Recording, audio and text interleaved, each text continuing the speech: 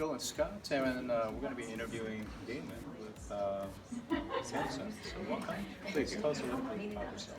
Yeah, so Damon Hernandez, my background is interactive 3D and web 3D, mainly for enterprise. So I've been doing that for about 17 years, and I'm at Samsung Research America, which essentially is a research lab for Samsung here in Mountain View, California. So tell me, what is the intersection of your work with Internet of Things? Sure, so I'm actually on Samsung's internet browser team. So when it comes to IoT, right, people have to find a way of interacting with that. So from the internet browser, I'm very much interested in this from my personal stance, because coming from a background of the digital built environment, one, I think it's interesting to see, how do you have the security levels that are needed, especially when you're doing IoT type solutions from all the way from the browser to the application and down.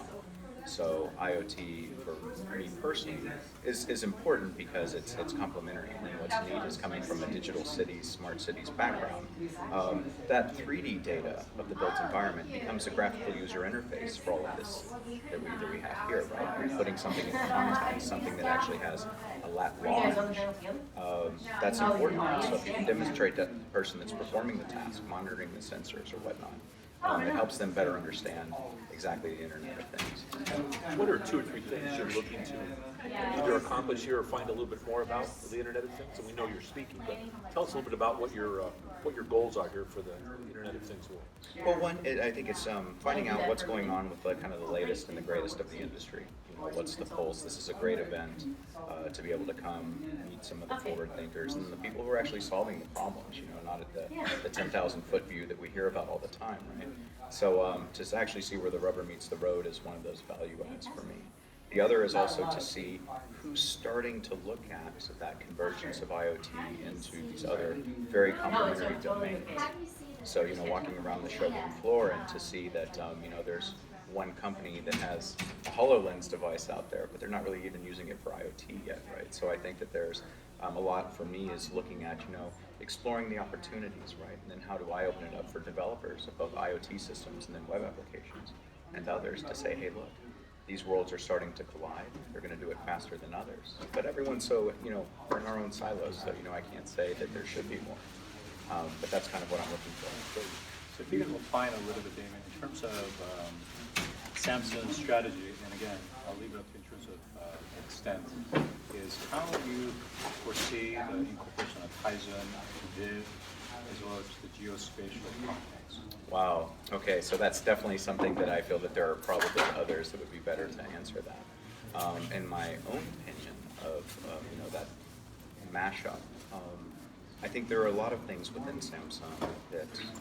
should work together better to accommodate a better experience. It does take into consideration, geospatial, everything, information, the visualization side, the devices, the IoT, like within a company, though, right? The challenge is always how do you have these different departments that usually are very heads down to be able to collaborate with these other departments and then come up with these innovations of how things would work together.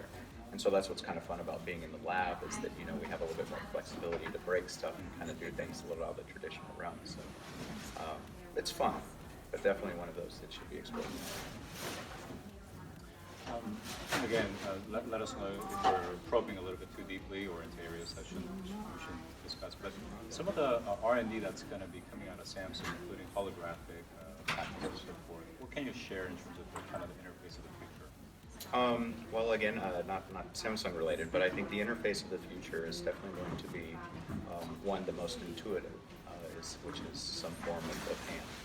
That's kind of the fun thing about VR, AR is that we're humans. We want to reach out and touch it and click. So I think that the gesture interfaces are going to get much better.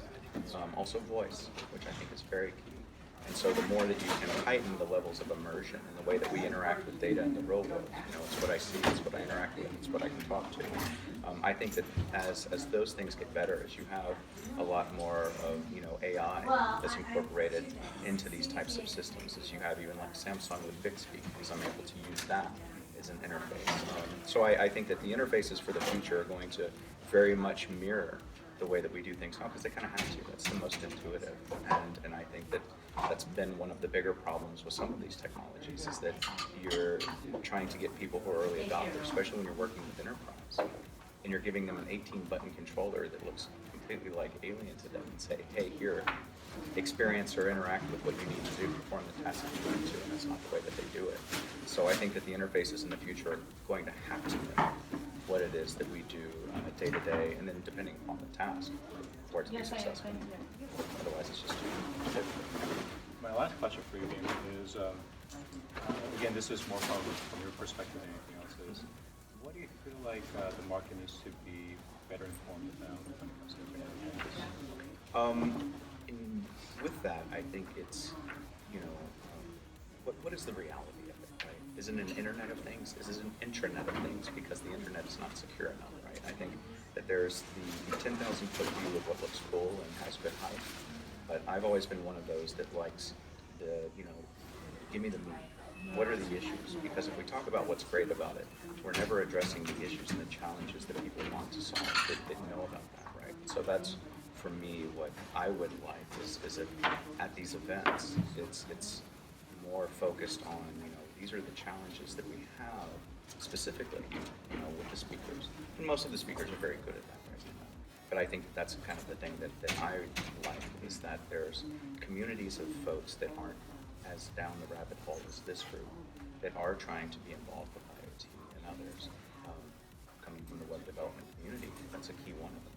And no one's thinking about the security and the issues. So a lot of the real problems when the rubber hits the road that people here know about is not being communicated to the people that are enthusiasts, but looking to get involved. And so they're kind of on the peripherals and not really able to do anything, I think, too useful, although you want to harness that passion and that energy and enthusiasm that people have.